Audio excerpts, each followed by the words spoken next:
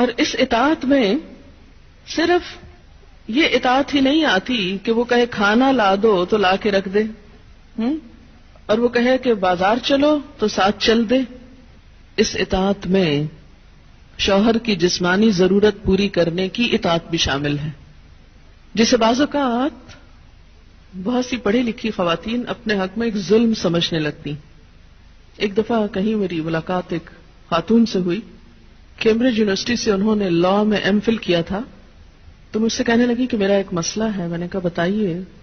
کہنے لگی کہ میرا شوہر مجھے ریپ کرتا ہے میری مرضی کے بغیر. میں نے کہا قانون پڑھ کے قانونی ٹرمز ہی گھر میں بھی استعمال ہوں گی.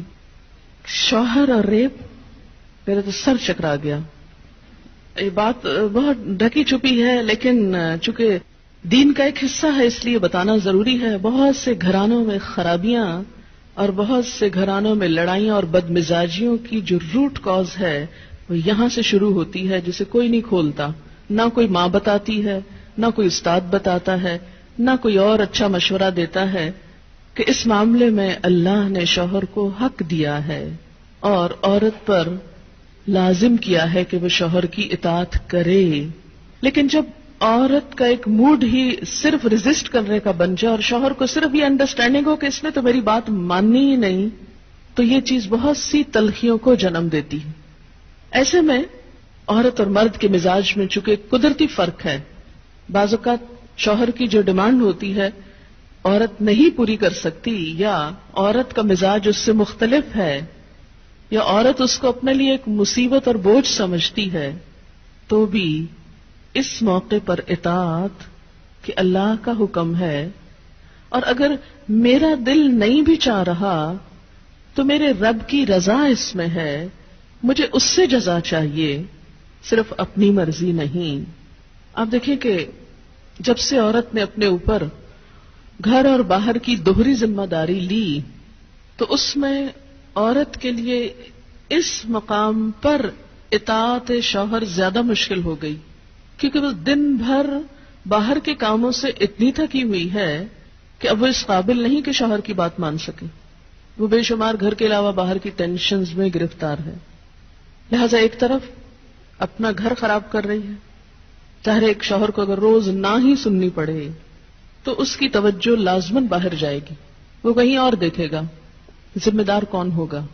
اور دوسری طرف اللہ تعالیٰ کی ناراضگی بھی، اللہ کی رضا شوہر کی رضا میں ہے اور اللہ کی ناراضگی شوہر کی ناراضگی میں ہے.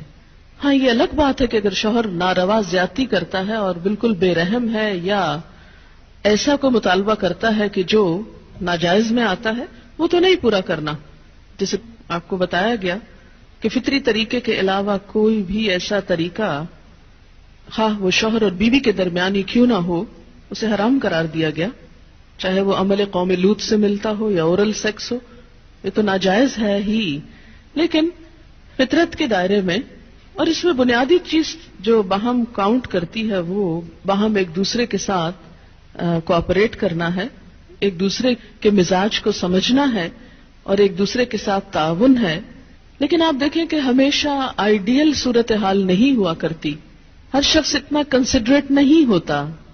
لیکن اللہ تعالیٰ نے عورت کو جہاں شوہر کو باہر کی مشقت دی نا، کتنی مشقت ہوتی ہے گرمی میں، دھوپ میں.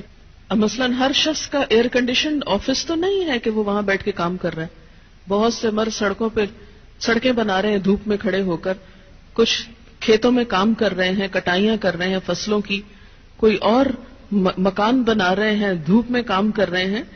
تو مرد اگر سارے دن کی باہر مشقت کرتا ہے تو وہ بھی ایک پینفل کام ہے، اور اس نے محنت کی اور بیوی کے لیے سارا آرام فراہم کیا، کھانا پینا باقی ضروریات.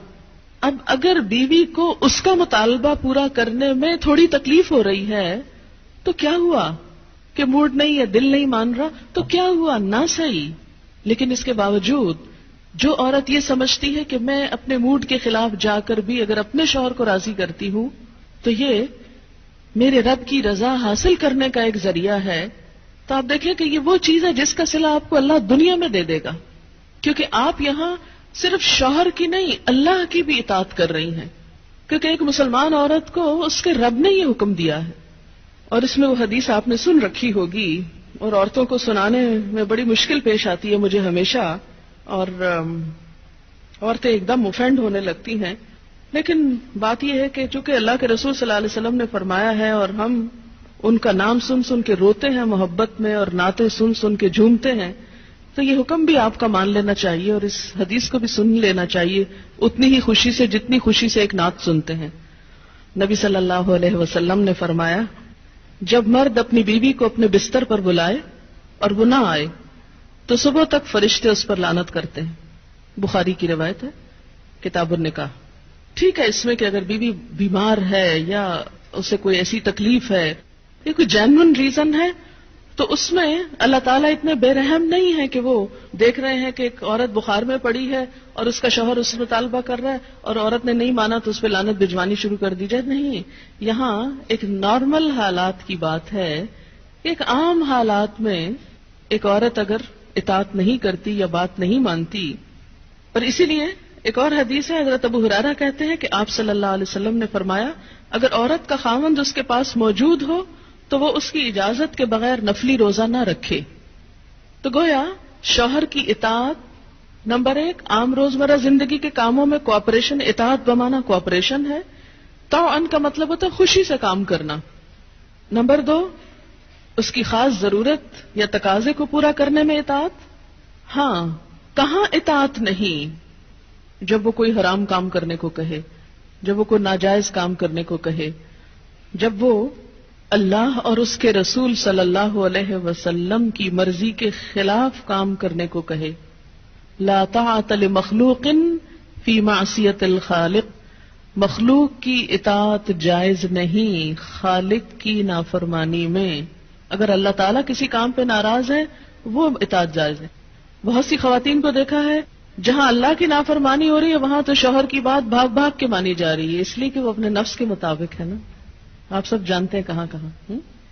لیکن جہاں شوہر کی اطاعت اللہ کی رضا کے مطابق ہے لیکن ہماری رضا کے خلاف ہے تو پھر ہم وہاں نہیں بات مانتے. تو بسا اوقات ہم بظاہر اللہ کی رضا کا لیبل تو لگاتے ہیں، ہوتی اندر سے اپنے نفس کی اطاعت ہے. اور بعض اوقات شوہر کی اطاعت کا لیبل لگاتے ہیں لیکن وہاں بھی اصل میں نفس کی اطاعت ہوتی ہے کہ ہمارا اپنا دل وہی چاہ رہا ہوتا ہے جو شوہر چاہتا ہے اس وقت. بعض اوقات کئی غلط کام شوہر چاہتے ہیں نا کہ بیوی کرے، ہم خود بھی وہ چاہ رہے ہوتے ہیں ساتھ، اس لیے آڑ لے لیتے ہیں جی شوہر نہیں مانتے. مثلا سر ڈھکنا شوہر کو پسند نہیں، کیا کریں، اب شوہر کی اطاعت بھی تو اللہ ہی نے کہا. یہاں شوہر کی ہم 100% اطاعت کو تیار ہو جاتے ہیں کیونکہ اندر سے اپنا دل جو ساتھ ہے. لیکن جب رات کو شوہر بلائے تو وہاں اپنا دل نہیں، لہذا چاہے اللہ تعالیٰ کتنا ہی فرمائے سب اطاعت بھول جاتے ہیں. تو ایک مسلمان عورت، ایک فرما بردار عورت شوہر کے لیے اطاعت گزار ہے. میں کہتی ہوں کہ اگر عورتیں صرف اس آیت کے چھوٹے سے حصے جو 2 لفظ پر مبنی ہے فالصالحات قانتات پر عمل کریں، ان کے گھریلو زندگی کے 50% مسائل خود حل ہو جائیں گے. آدھے مسئلے یہیں سے حل ہو جائیں گے کیونکہ مرد سیٹسفائیڈ ہوگا، اس کی نگاہیں اور عزت محفوظ ہوگی تو وہ اپنا کوئی بھی کام دل جمی سے کر سکے گا. اگر وہ مطمئن نہیں گھر کی طرف سے تو گھر تو کیا باہر بھی وہ کام درست طور پر نہیں کر سکے گا. تو فالصالحات قانتات، نیک عورتیں فرما بردار ہوتی ہیں. نبی صلی اللہ علیہ وسلم نے فرمایا بہترین بیوی وہ ہے جس کی طرف تم دیکھو تو وہ تمہیں خوش کر دے، جب تم اسے کسی بات کا حکم دو تو بجا لائے، اور تمہاری عدم موجودگی میں تمہارے مال اور اپنی ذات کی حفاظت کرے. تو ہمیں ایسی بہترین عورت بن کے دکھانا ہے. رسول اللہ صلی اللہ علیہ وسلم نے فرمایا اللہ تعالیٰ اس عورت کی طرف نظر رحمت سے نہیں دیکھتا جو خاوند کی شکر گزاری نہیں کرتی، حالانکہ وہ اس سے بے نیاز نہیں ہو سکتی، اس کے بغیر رہ بھی نہیں سکتی، لیکن جب وہ ہوتا ہے تو اس سے وہ صرف لڑائی کرتی رہتی اور گلے شکوے کرتی رہتی، کمپلینٹس ہر چیز میں کمپلینٹس. تو شوہر بھی چاہے اس کے پاس کتنی بھی جسمانی طاقت ہے یا مالی طور پر بہت سٹیبل ہے، وہ انسان ہے، ہیومن بینگ ہے، وہ بھولتا بھی ہے، وہ غلطی بھی کرتا ہے. تو ایسی چیزوں کو اگنور کر دینا چاہیے. ہمیشہ گنتی کر کے رکھیں کہ اس کے احسانات کتنے ہیں اور اس کی غلطیاں کتنی ہیں. اگر وہ برابر ہو تو بھی شکر گزار رہیں، اور اگر اس کی نیکیاں یا احسانات زیادہ ہوں اور غلطیاں کم ہوں تو غلطیوں کی بنا پر اس کی ناشکری نہیں کریں.